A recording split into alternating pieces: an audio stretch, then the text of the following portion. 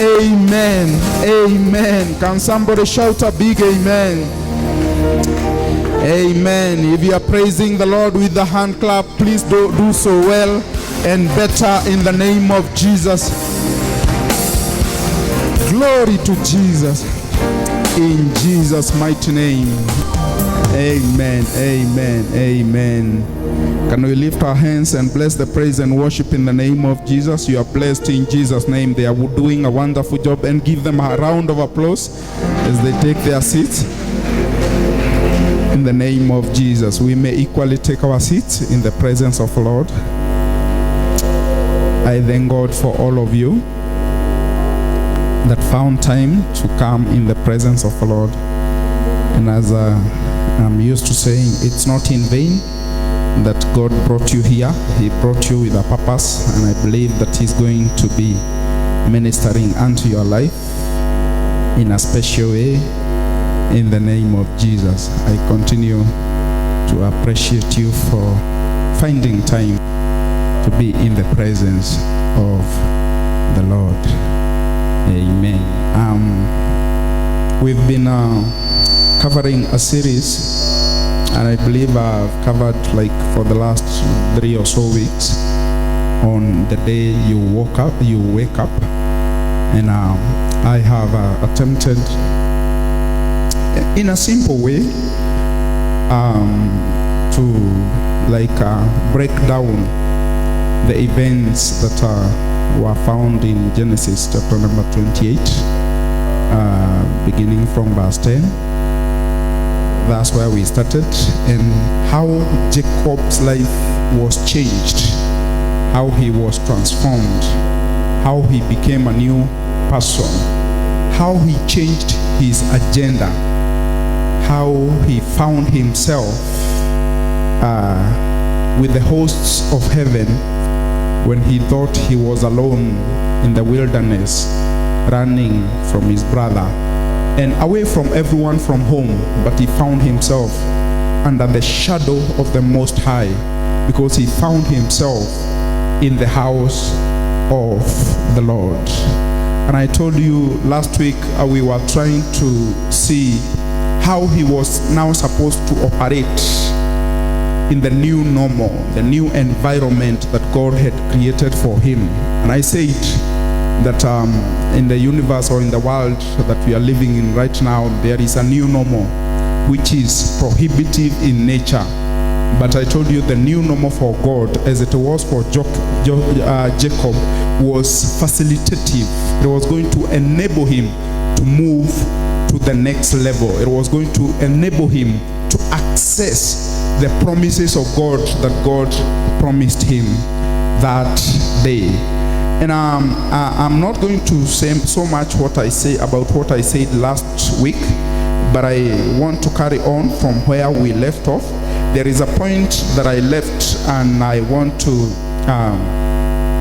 carry on with that point, and then we look at the last part, because I want to finish this series today. If you read from verse 18 of the book of Genesis, chapter number 28, that's where Jacob, we found he woke up, he took the stone that he had set up for a pillow and anointed it. He anointed that stone. And I told you the significance of this stone is that it represents Jesus Christ. It represents Jesus Christ. No wonder this stone, it is a unique stone. You remember the first part of this series, I told you, whenever you find yourself in the wilderness, in a place of suffering, find the stone of that place amongst many other stones. Whenever you find yourself in a hard place, surrounded by rocks, find the rock of that place, because Jesus is somewhere in the midst of all those difficulties and hard times and those things that are surrounding you that seems to be very unpleasant in your life. And when Jacob found this stone, and it offered him comfort, and he realized that later on he is arising, having revelation from above, having comfort. You can imagine lying on a rock, it's very uncomfortable. But Jesus Christ, he may seem not attractive. Jesus Christ seems not to be very attractive. And no wonder the world rejects Jesus Christ. He looks not very attractive. But when you have him by your side, he offers comfort. He offers revelation, because he offered the revelation to this man. No wonder he does not want to leave this stone that way. He took this stone and laid it, or made it a pillar. This is what the Bible says, that he made it a pillar and set it up for a pillar and poured oil upon the top of it. Now, he is not leaving it at that. The rock that has offered him comfort, it has offered him or given him revelation. He rose up at slept in fear and flight. He rose up in faith and fire. As I told you, he raises and set this same rock as a pillar. Now, he did not want to leave it amongst the other rocks, because it would have just been ordinary. Let me tell you something, that Jesus remains ordinary to those people who reject and ignore him. That's a point to note, that Jesus remains very irrelevant and ordinary to those who ignore and reject him. No wonder people who do not know him, they cannot understand him. They cannot find any value in him. That's why he says that he came to his own, and his own rejected him. But all of them that accepted him were given the power to be called the sons of God. He became relevant. He became of value to them. Now, this is what Jacob is doing. He is saying that now that this rock has been all these things to me, I do not want to ignore it. I don't want just to abandon it. I want to set it as my pillar, so that now it will be a pillar. It will be a permanent site there. It will be permanently stationed there. It is going to be visible. It is going to be, significant in that area. It is not going to be just like any other rock, because there were other rocks around there.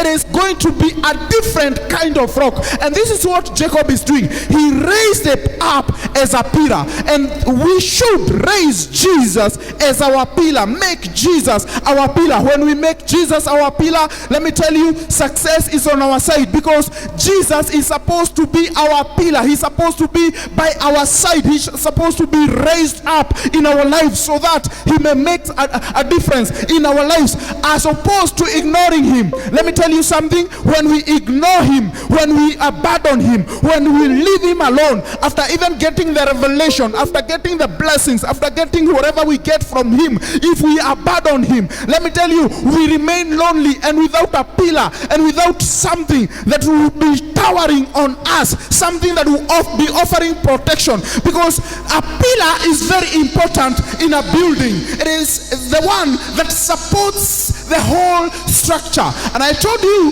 that this stone, when I was elaborating about this stone, I told you it is the stone that the builders had rejected.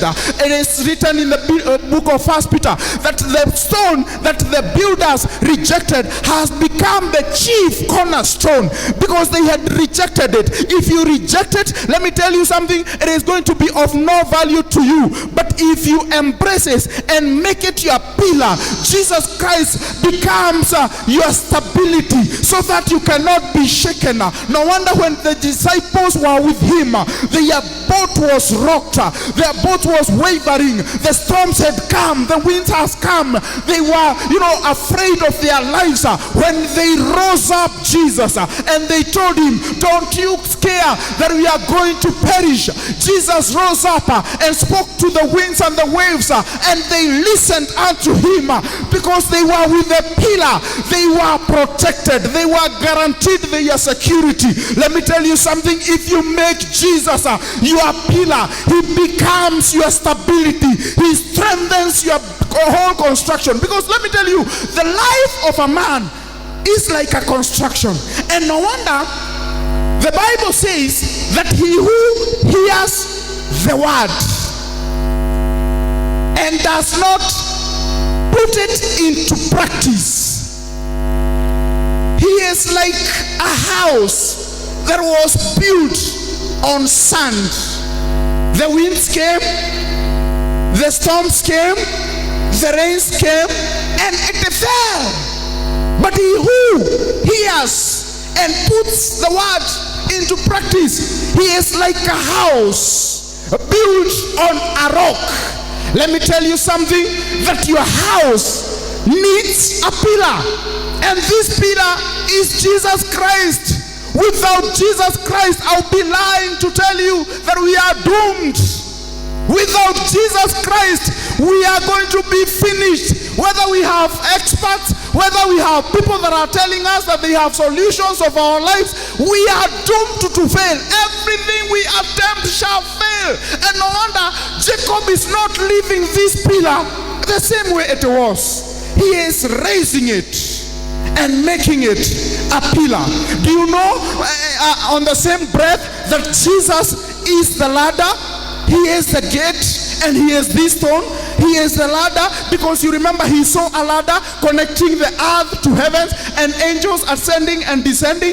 Jesus is that ladder. When he woke up, he said, how? Wow, this place is dreadful. The Lord is here and this is the gate of heaven. Jesus is that gate. Now, if you give me John chapter number 1, verse 51, that's what the Bible says, that he is the ladder and the gate of heaven. Let me tell you something. If you have Jesus, you have the connection. You are connected to heaven. Without Jesus, you are not connected. No wonder this is what the Bible says. And he said unto him, verily, verily, I say unto you, hereafter ye shall see heaven open, and the angels of God ascending and descending upon the Son of Man. Now the heavens open, that is the gate of heaven, and the angels ascending and descending upon, that is the ladder. Jesus is the ladder. Jesus is the connection. No wonder in John chapter number 14, when Thomas was saying, how do we know where you are going? We don't know where you are going so that we know the way. And Jesus told them in verse 6, John chapter number 14, he told them, I am the way, the truth, and the life. No one comes to the Father except through me. Let me tell you, Jesus is our ladder. He is our connection to everything that we desire in life, to our eternal promises, because we have promises here on earth and we have eternal promises.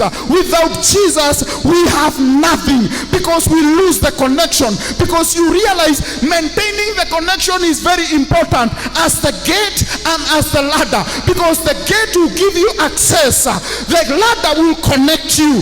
Are you accessing the promises of God through your minds, through your brains, through your education? Let me tell you, you will fail.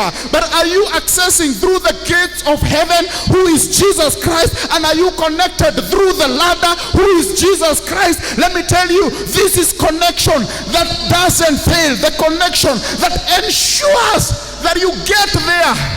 Because Thomas was confused. He didn't know. He was saying that, how do we know the way?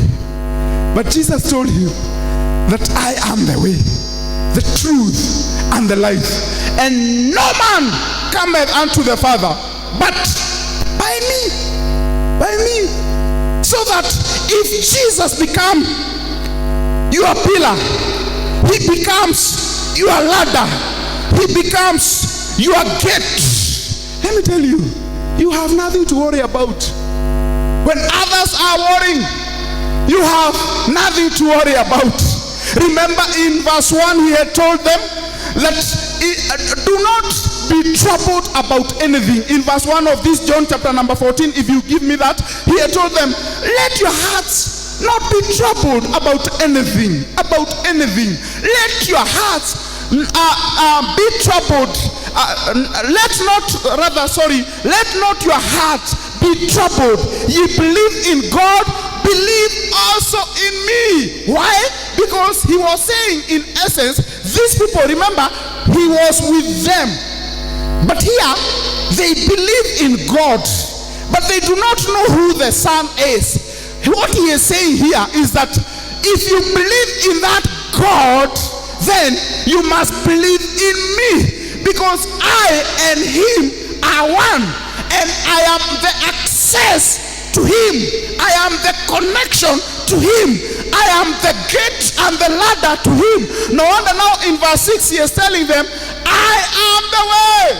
And I'm going to tell you something, that if we abandon and neglect Jesus, we are losing our access and our connection.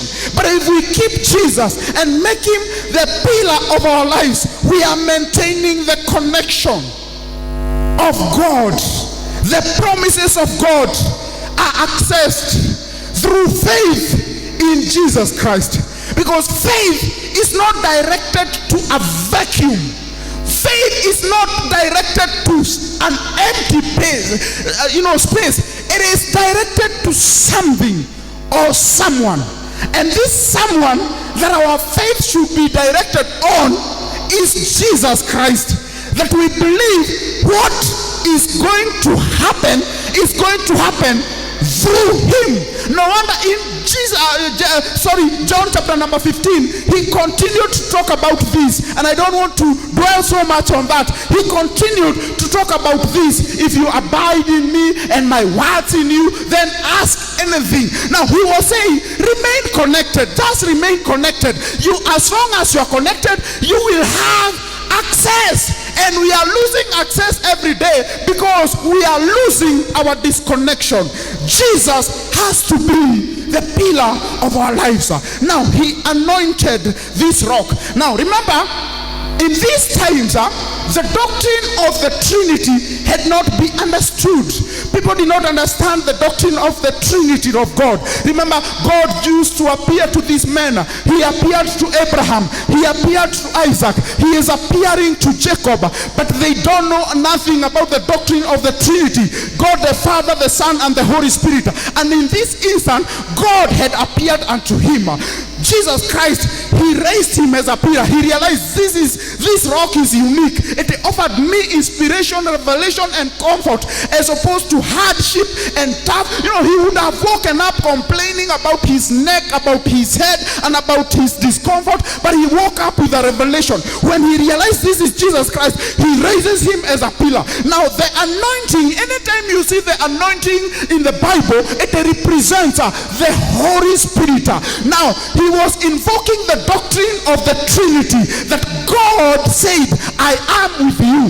Jesus now is my pillar. The Holy Spirit indwells in me. That's why he anointed this stone. He was saying, in other words, that I have God the Son, I have God the Father, and I have God the Holy Spirit. That is a doctrine of another day. But let me tell you something. As he called that place Bethel, in the place of Luz. Told you it was called Luz previously, or Laz, depending on how you pronounce it. Bethel means the house of God. Luz means separation. So that Luz was a place of separation. He is separated from his family. He is separated from his brethren. He is separated from his familiar territory. He is separated from everyone. Then he finds himself with the company of heaven, and he calls that place Bethel, meaning the house of God. And let me tell you something, the spiritual implication, because it had a lot of spiritual implication, and Jesus Christ is being invoked here, and it is looking forward to the coming of the church. Remember, this time there was no church.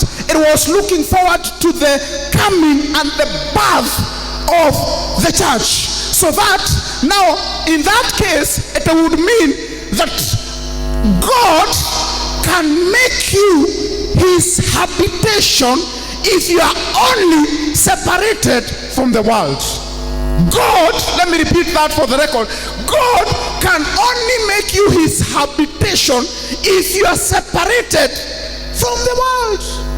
If you remain connected to the world, God will never make you his habitation. No wonder Jacob had to be separated in Luz, so that he can find himself in the house of God. Because the house of God is very important. That's where the presence of God dwells. The power of God dwells. Everything about God dwells in the house of God. He had to be separated. And let me tell you something. As long as you connect yourself to the world, you will remain isolated from God, distance from God. Let me tell you, but if you isolate yourself from the world, separate yourself from the world, God makes you his habitation, a place that he can rest. So that Bethel became in the place of separation. Now let's read from verse 20 to 22. Verse 20 to 22. This is what the Bible says. And Jacob vowed a vow, saying, if God will be with me and will keep me in this way that I go, and will give me bread to eat and raiment to put on, so that I come again to my father's house in peace, then shall the Lord be my God, and this stone which I have set for a pillar shall be God's house. And of all that thou shalt give me, I will surely give the tenth unto thee. Now, this is Jacob embarking on a journey. This is the last part of this sermon. The journey of faith. The journey of faith. Because remember, he had embarked on a journey of fear. Now he is shifting from the journey driven by fear and embarking into a journey driven by faith. Because why he found himself there, if you appeared to Jacob, if he was your friend, and asked him, what are you doing here? He would tell you, I am in trouble, my friend. I am running from my brother who intends to kill me. I took his blessings of the firstborn. I took his blessings. So he wants to kill me. So I'm a man running away. I'm a fugitive. So that he had embarked on a journey of fear. But now he woke up and made a turnaround. He embarked on a journey of faith. He shifted because faith drives you slowly, but in the right direction. Faith may move you slowly, but in the right direction. But fear drives you so fast, but in the wrong direction. So that most people have mistaken speed for success or target. Sometimes speed does not translate into success or the right target. There are people that are moving very fast. Don't worry about them. Don't trouble yourself about them. They seem to be evildoers, but they are doing so well. They are excelling. Don't worry about them. They are being driven by the wrong thing, and the wrong motivation will lead you to the wrong direction. That's why Jacob was headed in the wrong direction, taking flight. He was on his heels, running from his brother. He was increasing in speed, but in the wrong direction. And a Christian should not be driven by fear, because fear will drive you so fast, but towards the wrong direction. Towards the wrong direction. Sometimes I remember those days that we were young, and my brother and I grew together. We have a gap of 2 years. I am the elder brother to him. And therefore, sometimes we would desire and yearn so much to be sent somewhere, so that if our mother called us and started sending us, because all of us want to go, we would start running without the message, or sometimes with the message but not knowing the destination of that message. So that because we want to compete with my brother, sometimes we had go and do this or say this and this. You start running but in the wrong direction, and our mother would struggle calling us, come back. Why? Because we are running with the message but to nowhere. And in fact, sometimes you would allow us to run. When you are running, you run so fast to defeat your brother. Then when you have finally beaten him, you realize, I am outrunning my brother, but I don't know where I'm going. Do you realize that is what fear does? Sometimes now that one would prompt you to go back, and the one who went back fast is the one that got now the direction. They were told, no. Where are you going? You left with the message without the destination. And many of us have left with a message without destination. No wonder we seem to be doing so well. As far as speed is concerned, we are number one. But as far as target is concerned, we are off the mark. Way off the mark. Why? Because we are running too fast, but in the wrong direction. May I invite you to the journey of faith, because when you are pushed by faith, you may move slowly. The road may be rocky, bumpy, hilly, and all those manner of challenges. It may move slow. Sometimes it may stagnate. Sometimes you may go circles. But let me tell you something, it is towards the right direction. Now Jacob rose up knowing that I'm no longer now afraid. I am moving towards something. I am fighting for something, because now I am driven by faith, which drives me in the right direction. Because fear, again, I will keep going back to it because it's very important. Fear again fights for self, meaning survival. Isn't that what we are all doing today? Because we are driven by fear, we are fighting for ourselves, survival. That's what Jacob was fighting for, himself, survival for today.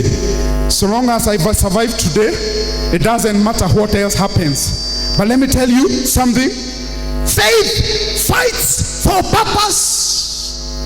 Faith fights for purpose. While fear fights for self, faith fights for purpose. No wonder when you hear people fighting about space and about themselves, how they are not regarded, how they are not treated well, how how their safety is not guaranteed, how the other one is not, how the other. Now let me tell you, that is just fighting about self. And in this world, we have so many people that are fighting for themselves. They are up and down every morning, fighting for themselves to accumulate as much as they can for themselves, securing a future for themselves, saying, I want to live long for myself. I want to gather as much as possible for myself. No wonder today we have people that are heartless. Whenever they get an opportunity in senior positions, they will loot any kind of funds. Any kind of funds. And it's regrettable that we have such kind of a society. We have become such kind of a society that people can eat money, steal money that was supposed to ensure somebody's health, that was supposed to ensure somebody's food security, that was supposed to ensure somebody else's education. They can loot because they are driven by fear. They don't know whether they are going to be having those positions tomorrow. They don't know who they are going to be tomorrow. They don't know the kind of salary they are going to be earning tomorrow. They are just doing everything because of themselves, meaning they are being driven by fear. And I heard some rumors, I don't know whether they are true, that there are some people now that because they only worry about themselves, they are working so hard. to make sure they have a nice use sort of a situation. Because they only worry about themselves, driven by fear. But thank God for the journey of faith. It is not about you. It is about the purpose. You are fighting for the purpose. You don't fight. And purpose entails the promises of God. Has God said anything concerning your life? That is worth fighting for. And that is what the journey of faith entails. Fighting for purpose towards the promises of God. Not fighting for self. Because fighting for self is non-profitable as far as Jesus is concerned. No wonder he was saying that what profits a man if he gains the whole world and loses his soul in the process? And many of us have disregarded that scripture. We do not want to pay attention to that. We want the whole world to ourselves, not thinking about our souls. Not thinking. And I always repeat about this man in the book of Luke, chapter number 12. This man, he was rich already, and he realized he was going to get richer. Because the Bible calls him rich, he must have been very rich. He realized he was going to get much richer because of his harvest. He realized that his farm had produced so much. He said to himself, I will destroy these barns and expand them, make them bigger, then go bring my harvest in my barns, store them there, then tell my soul, sit down, eat and drink, for you have plenty. And then God surprises him and tells him, your soul is going to be taken tonight. And who are you going to leave all this wealth with? Who is going to enjoy all this wealth? Because they forgot about purpose. Let me tell you, and I pray for you that you may be driven by faith, because when you are driven by faith, you will always be fighting for purpose. May you fight for your purpose upon this earth in the name of Jesus, because it is purpose that will determine your future even when you have left this earth. It is not what you accumulated. It is not fear. It is not self. It is not who you became. No. It is about purpose. Purpose. And someone said, I don't know whether I can quote them correctly, that there has been so many people on the face of the earth, but very few footprints have been left on the face of the earth. He meant that so many people have been born on this earth, but because they were driven by fear, they were fighting for self, they ended up leaving no footprints, so that you cannot trace them. You try to look at their lives, you cannot trace them. They are forgotten as soon as they depart from this earth. But very few who live for purpose leave their footprints here on earth. No wonder the greatest man on this earth who ever lived here on earth. As far as ministry is concerned, he lived for 3.5 years. Total of his life, he lived for 33 years.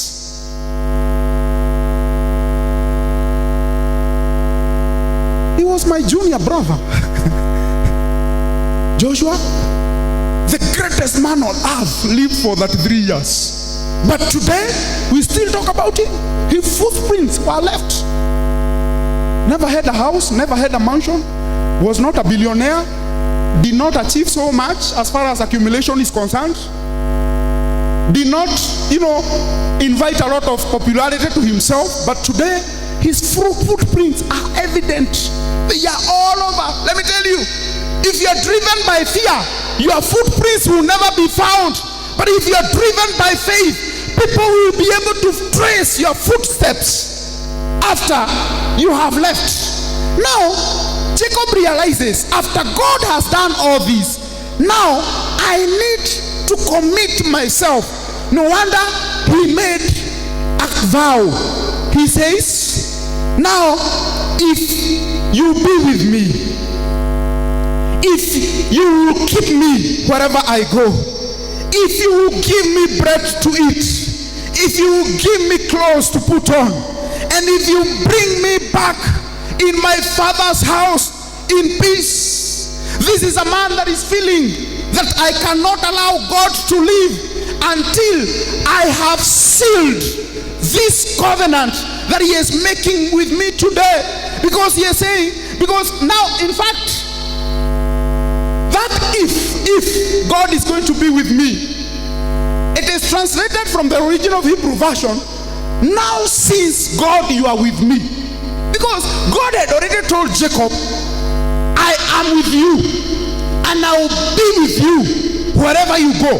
So he is saying, now since you are with me, since you will keep me wherever I go, protecting me and guarding me, now that you will provide unto me food and clothing, now that you will bring me back in this land in peace, now that you have taken all that responsibility, I realize something here, that you want us to be partners, because the journey of faith is only successful with partnership.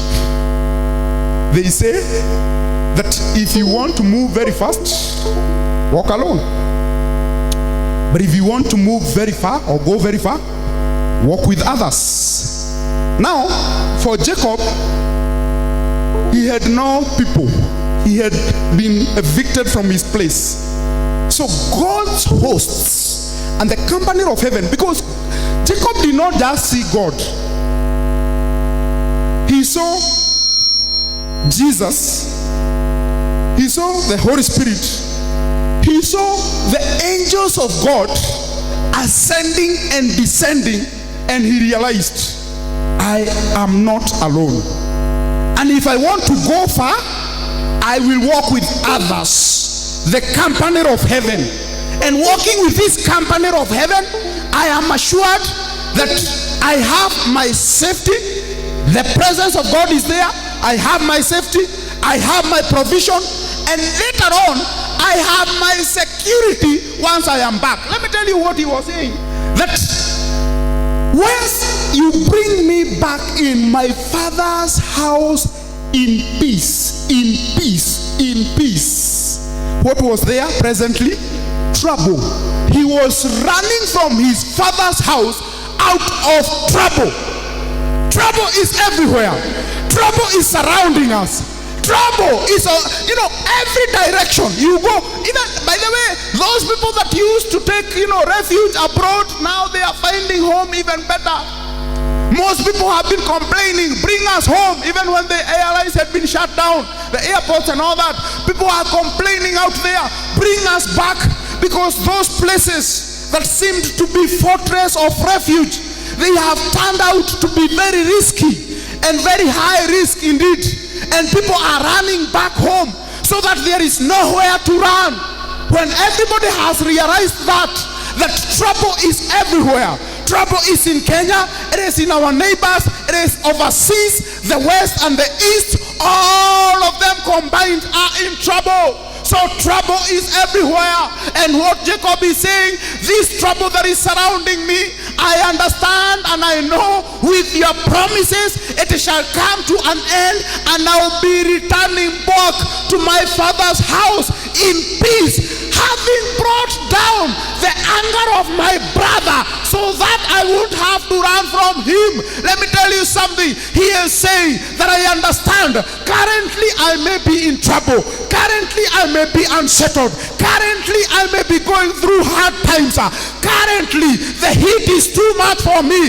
But I know that there is a day that is coming with this your promises. If I embark on this journey of faith, I shall be returning in my father's house in peace. And may I tell you something, that you shall be returning to your former place in peace in the name of Jesus, because the Lord is with you. He has ensured your security. And let me tell you what happens with partnership. He said, then the Lord will be my God. Meaning that I want you to have a permanent place in my life. You remember when God appeared to him earlier, he told him, I am the God of your father Abraham. I am the God of Isaac. But for Jacob he told him, I will be with you. But Jacob is saying now, I don't want you to be temporary in my life. I want you to have a permanent place in my life. You will be my God, so that together with Abraham, together with Isaac, there will be the God of Jacob. No wonder today we say the God of Abraham, the God of Isaac, and the God of Jacob. Can I tell you something? It did not end there. You are included in this promise, because let me tell you something. Any promise that looks forward or is supposed to be for Jesus Christ is also ours in nature. It is also ours in nature. Why?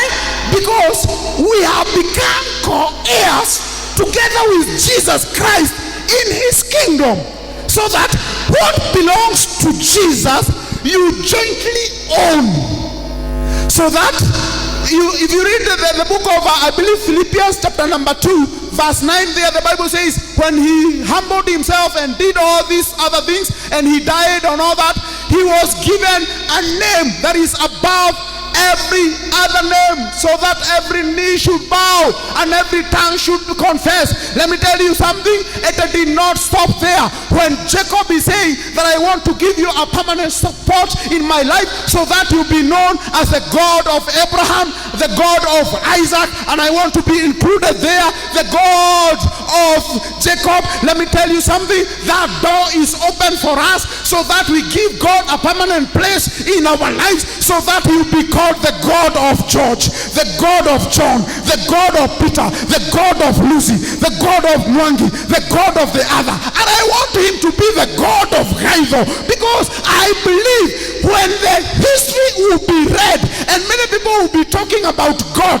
they cannot only continue talking about the God of Abraham, Isaac, and Jacob. They have to talk about the God of Gaido, because I have given God a permanent place in my life. Give God a permanent place in your life, because he is in charge. Let me tell you what happens in partnership. Where we did not finish, if you read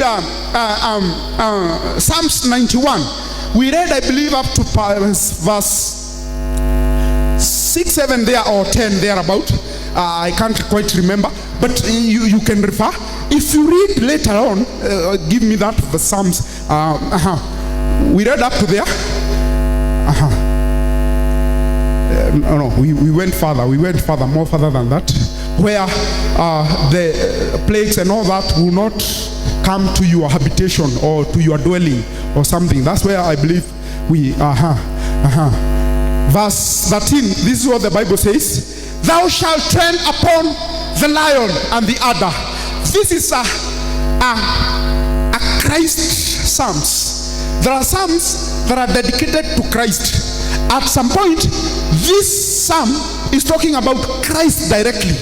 And God is saying, thou shalt tread upon the lion and the adder, the young lion and the dragon, thou shalt trample under feet.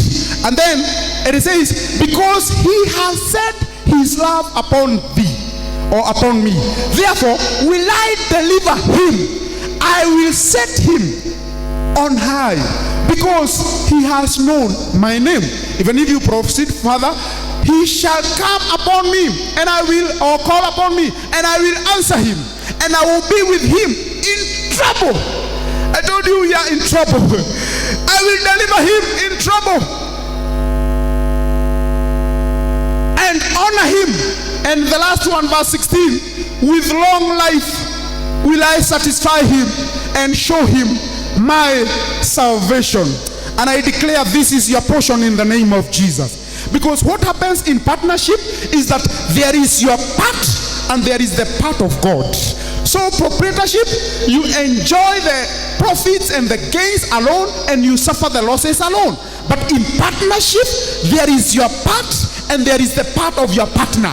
Now, let me tell you something, and the implication of that. What Jacob was saying, that whenever I'll be going and security will be needed, that is not any of my business, because that is not my department. Because if you break it further, people divide or share responsibilities. Even in a home, we share responsibilities. There are some things that my wife will realize they are happening, and me, I couldn't care less, because it's not my department, it's her department. She will hear something falling in the kitchen, and maybe I will not bother. She will hear something, but there are things I will hear, and those are my department. I will rise up and start taking care of them. Why? Because we have shared responsibilities. And Jacob, what he is saying, we have a partnership. We have shared responsibility. You have said you will keep me, you will go with me, you will give me food and shelter, you will bring me back in my father's house in one piece, and now I am making a vow. I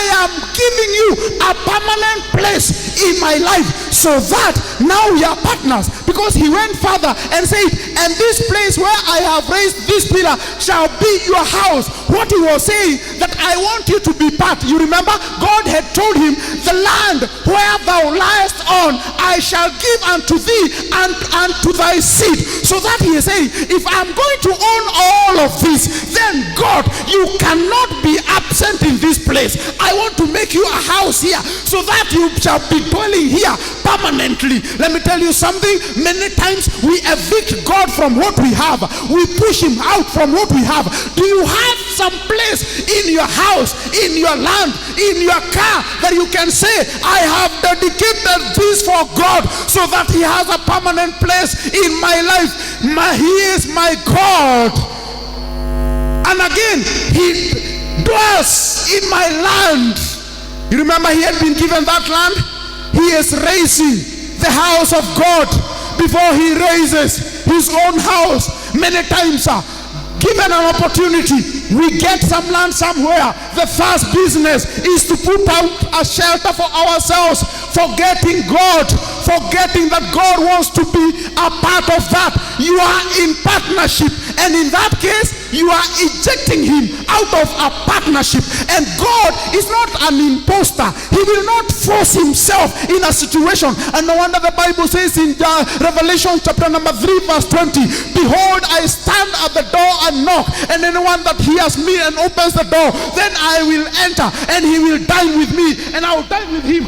God will never force himself on you. He will never force himself in your house. And Father, what he said, that whatever you shall have given me, I will give you a tithe. What he was saying, in this we are partners. In my properties we are partners. In my riches we are partners. In my dwelling place we are partners. I want you to be part of everything about me. Take care of my security. Take care of my battles. Take care of my fights.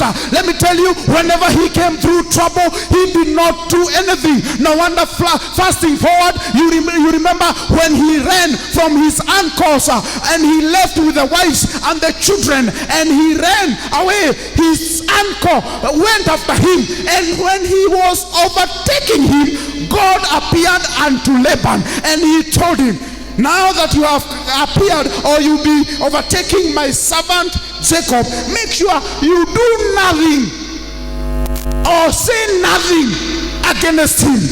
I thank God for the department of God. He didn't wait for Jacob to be in trouble so that he can come. God was dealing with his enemies before even they appear, because that is the department of God. Allow God to do his part. When you do your part, in a partnership, you have your part. Let me remind you, even as I wind up, in a partnership, you have your part. No wonder Jacob was saying that I don't want you to give me all this land, then you have no place in this land. I want to give you a permanent place, the house of God. And I don't want you to depart without leaving a mark in my name. I want you to be my God. No wonder in Isaiah 43, the Bible says that Jacob, fear not, I have called you by your name. You are mine. If you give me verse 1, the Bible says, you are mine. And he continued to say what the department will be. Thou says now, but now thou says the Lord that created thee, O Jacob, he that formed thee, O Israel. Fear not, for I have redeemed thee. I have called thee by thy name. Thou art mine. You are mine, O Lord. And I wish there were people here this morning who are saying, you God, you are mine. I don't want to own you with anybody and everybody else. You are my personal property. As I am your property, you are my property. This is God saying, I own you. So as much as you own, he owns. Because remember, it is partnership.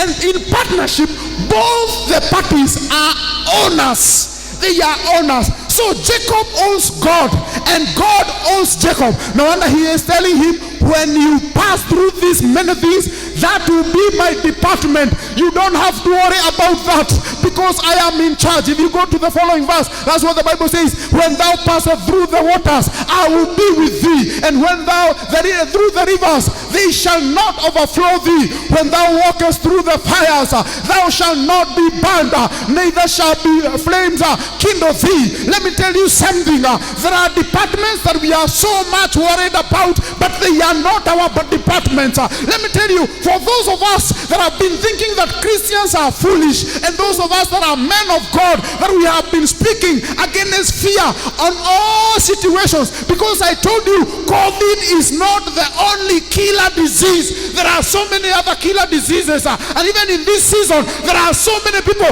that have been buried and they have died out of other causes, unlike those that have died out of COVID. But let me tell you something, you don't have to worry about that, because that is the department of God. If you go through the waters, the stormy waters, they will not overwhelm you. That is not your department. It is the department of God, and God will be taking care of your lives in the mighty name of Jesus. If you own him, because he owns you and he has a mark in your life and you have a mark in his life, let me tell you something, you will never be forgotten in his life, because it is a partnership. He will be doing his duty as he expects you to do his duty. Let me tell you the implication of the tithe, because Jacob was saying, I'll give you a tenth of everything that I have. If Leon, you can give me something as I wind up. He said that I'll give you a tenth of everything that I'll be having. Now, everything that you have given me, he meant that all those years that I'm going to spend there, I don't know how many, I'll have kept the tithe for you. Because it was not a daily or a monthly or a weekly thing, or even an annual thing. He came and did it once. And that was going to signify, because remember, there was no church, there was no priest that he could offer to, and this is the second time the tithe is being mentioned. And for your information, this is the first vow that is ever recorded in the Bible. There has never been any other vow in the Bible recorded. This is the first vow, and this is the second time that tithe is being mentioned, because the first time it was Abraham giving to Melchizedek, who was the high priest. He had no beginning, no end. And Jacob is going to give a tenth to who? He was going to offer a sacrifice, slaughtering all those animals that were a tenth of everything that God had given unto him while he was there, including what he had consumed already. So that was going to be so much blood, picturing the blood of Jesus Christ that would come and be poured on Calvary and settle every debt and settle every issue that the devil had on us, and so that we are free. So that Jesus was saying, abide in me and my words in you. You know, if you abide in me and my words in you, ask anything in my name and it shall be done. May I tell you, believers, this is not the time to run away. This is not the time to be scared. This is the time to give a vow before God and say that I am going to do my part. Now that God, you have guaranteed that you will do your part, I am going to do my part. giving you a permanent place in my heart, giving you a permanent place in my home, wherever it is that you live, even if it is a one-room house. Make sure you give God some space, even in your car. Give God some space, even in your office. Give God some space. Some of you just own a bedroom. You only have a bedroom where you sleep, George. Give God space in that bedroom and tell him, I want you to be present and permanent here in this room, and I want you to be part of everything that I have. So that, let me tell you, it is very easy for people to honor God with their substance and to give their tithes when they are making very little. As a pastor, I can tell you that it is very evident. When people are making 1,000, they are making 10,000, they are making 40, they are making 100. It is so easy. Let me tell you something. When people begin to make millions and millions and billions, they now see it as though tithe is too much. Do you realize what Jacob gave? A tithe of everything for 21 years that he was away. Whatever God gave him, he made sure he was going to give a tithe, and he was going to give it as a one-off and say, this is all the tithe that I have kept for you, pouring so much blood that would signify the blood of Jesus Christ. And God made sure he was doing his part. No wonder this man was so blessed. Wherever he went, he was so blessed. Whatever he touched in his uncle's home, he could not let him go because he was so blessed. Everything he touched multiplied. His uncle wanted to keep him because he had made him rich. And wherever Jacob went, he was blessed. Today, we know the blessed nation is the nation of Israel. Even today, we talk about the God of Israel. He has never been forgotten because he was given a permanent place in the life of Jacob, who was changed into Israel, so that he had a permanency. He owned him and Jacob owned him. They owned each other. In this partnership, let me tell you, God is not about to fail you. Do not fail him.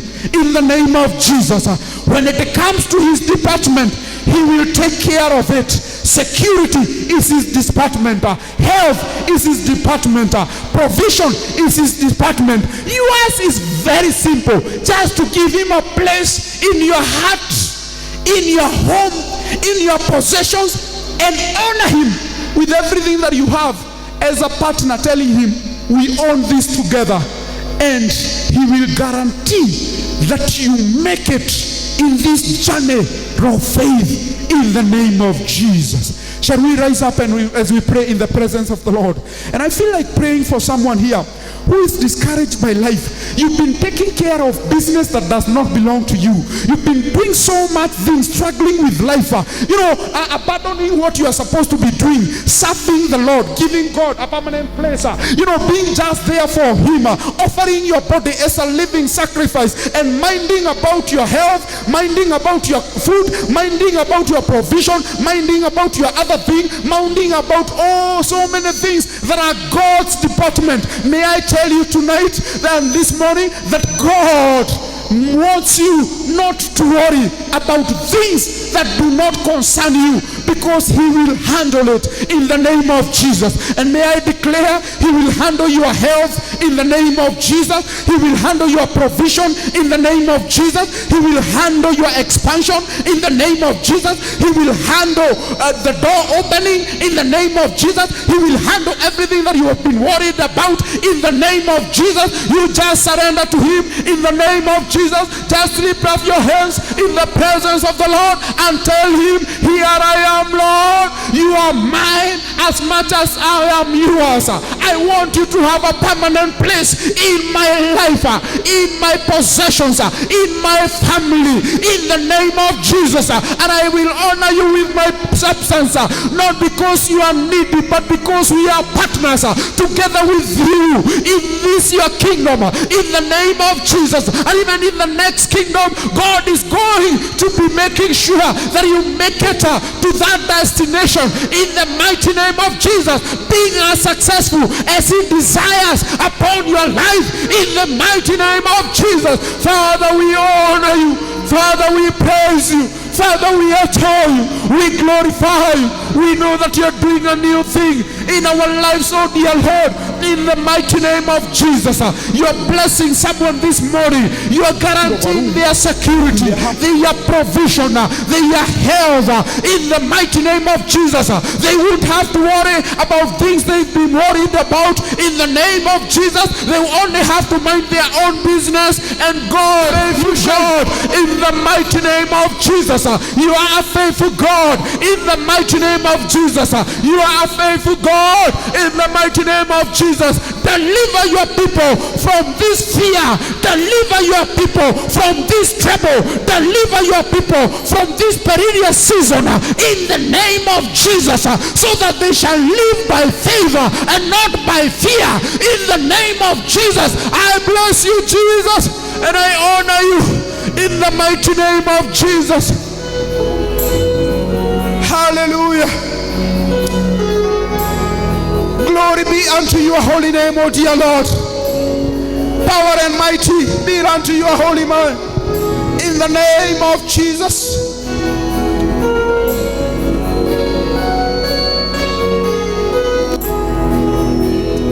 Thank you, Lord Jesus. Thank you, Jesus. Oh, hallelujah.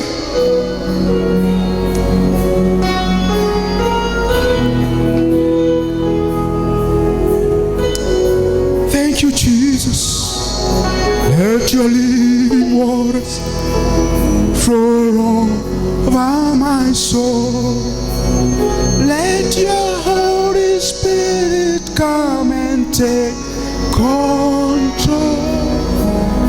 In every situation that has troubled my mind, all my cares and burdens unto you I roll it. Let your living waters flow over my soul. Let your Holy Spirit come and take control. In every situation that has troubled, all my cares and burdens unto you I will sing. Jesus, Jesus, Jesus, unto the Father,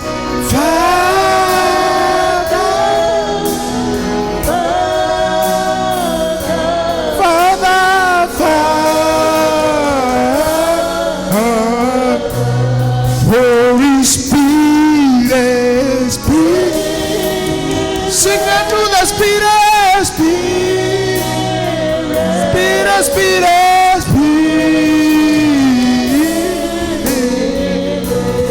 run to Jesus, Jesus, Jesus, Jesus,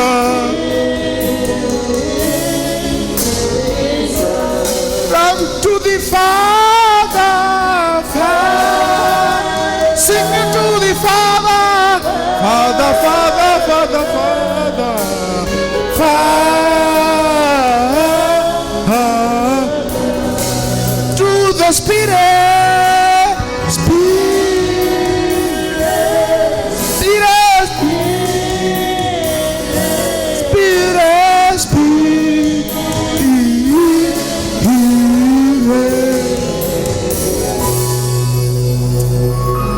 Amen. Let God take care of your troubles, take care of your worries. Push them to God. He is a faithful God in Jesus' name. Can I hear a better amen? Can I hear a good amen in this house? Can I hear a louder amen? Amen, amen, amen. May the Lord bless you.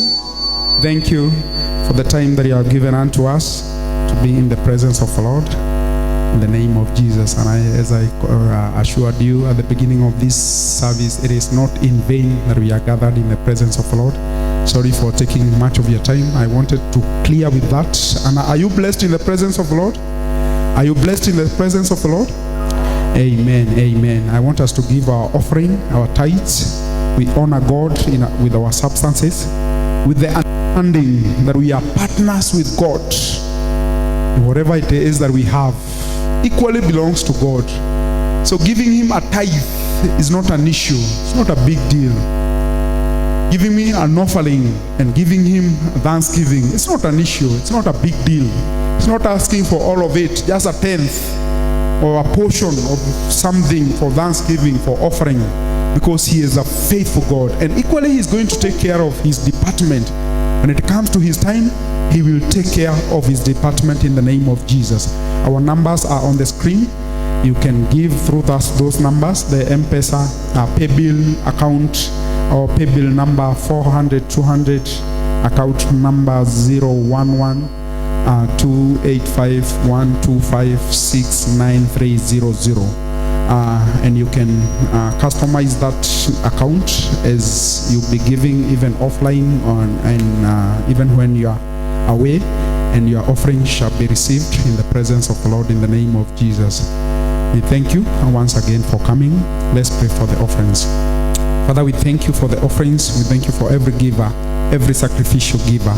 Bless them and remember them, O dear Lord. Every tither, may you be faithful unto them. Take charge and take control. Deal with your issues, O dear Lord, your department in this, our partnership, in the mighty name of Jesus. And I pray that you may have a permanent place in their lives, in their families, in their jobs, in their businesses, and in whatever they do, O dear Lord. They shall be blessed wherever they go, O dear Lord, even throughout the week. In Jesus' mighty name. Amen. Amen. Those who have cash, you can come and drop your offerings, your tithes in these boxes without having contact with them. In the name of Jesus, and I believe that you shall be blessed. Amen. Our next service starts at noon, just midday. You are most welcome as our Swahili service, and you shall be blessed of the Lord in the name of Jesus. And the midweek service continues every Wednesday, beginning from 5 to 6 p.m. Thank you for those that have joined us so far. I believe that you're going to be blessed if you join us in the name of Jesus, in the name of Jesus. Hallelujah, hallelujah. Thank you, Jesus. Shall we say the grace? Now may the grace of our Lord Jesus Christ and the love of God and the fellowship of the Holy Spirit be with all of you now and forevermore. Amen. Surely goodness and mercy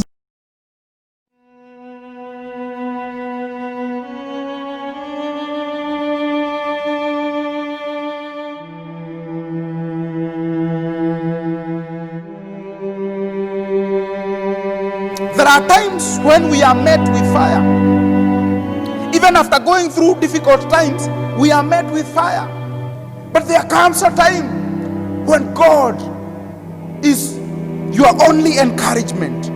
God has good thoughts even in our suffering. God does not operate at the level of man. Let it be that God is just waiting for the day that we will seek his kingdom first and prioritize the things of the kingdom, so that all these things shall follow us.